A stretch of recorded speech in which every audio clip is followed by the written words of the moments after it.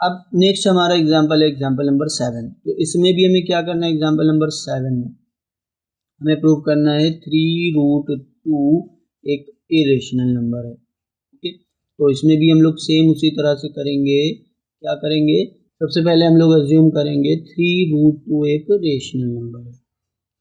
सो अब हमारे पास आएगा 3√2 equal to p by q where p and q are integer and q not equal to 0।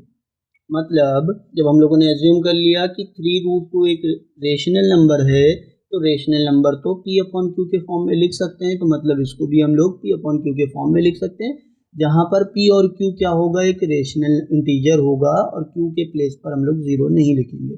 Simple सी बात है।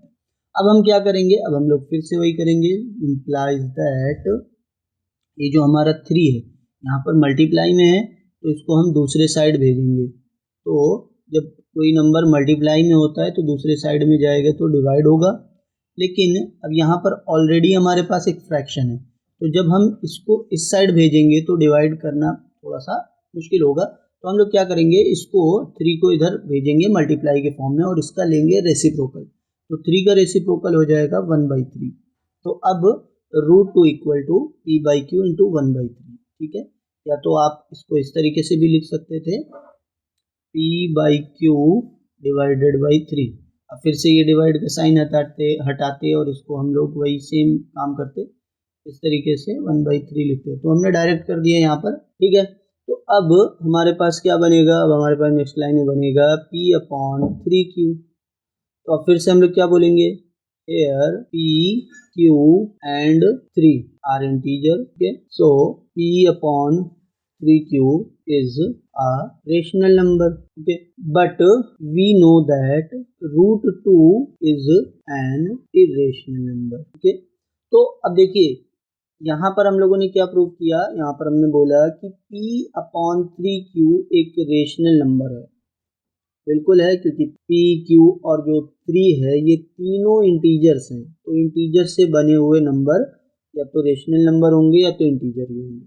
ठीक है, अब यहाँ पर और हमें क्या मालूम है कि p by 3q equal to √2 है, जबकि √2 हमें यहाँ पर पहले से ही मालूम है कि वो एक इरेशनल नंबर है।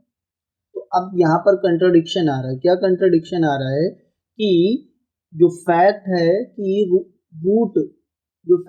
कि रेशनल और इरेशनल नंबर कभी भी इक्वल नहीं हो सकते। यहाँ पे अब हम लोग लिखेंगे it contradict the fact that rational and irrational number can not be equal. Okay, this contradiction arise due to our wrong assumption। Okay, ये जो कंट्राडिक्शन है ये हमारे wrong assumption की वजह से arise हुई है। मतलब जो ऊपर वाला स्टेटमेंट है वो क्या बता रहा है कि यहाँ पर कंट्राडिक्शन आ रही है कि रेशनल इरेशनल इक्वल नहीं हो सकते।